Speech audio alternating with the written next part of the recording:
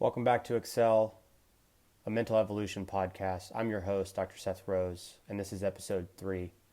Today we're going to be talking about this idea, what I call creating the separation. And so Viktor Frankl was quoted in his book, Man Searches for Meaning, where he says, between stimulus and response, there is a space.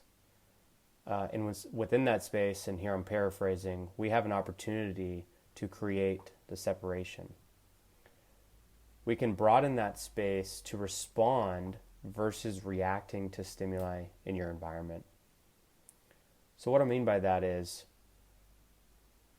for example, here in the DC metro area, there's a lot of traffic.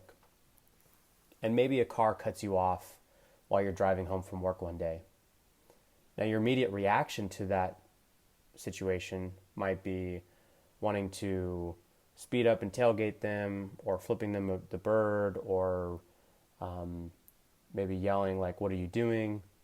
And that's our initial reaction, which is typically driven by some sort of emotions. And that changes the way that we behave. But really, what Viktor Frankl is talking about with this creating the space is bringing more awareness and being mindful of the space of how you are going to respond versus reacting to that same situation. So how might you respond differently in that situation?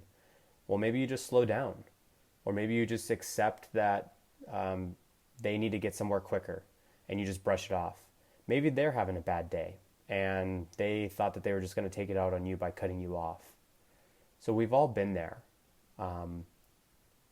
And how you then respond versus react is very important. Maybe you've been in another situation where you and your partner are discussing something very important, and you want to talk back to your partner and say something. Or maybe you're with a coworker and that coworker might be bugging you and they say something that really grinds your gears, and you say something back to them that maybe you shouldn't have, and it could have been just easily brushed off. So in any of these situations, those are all the stimulus, the events. And if we can bring more awareness to creating space and being more mindful of these moments, our emotional reactivity is going to be far less, and we can just accept things for what they are and not let them to get to us as much.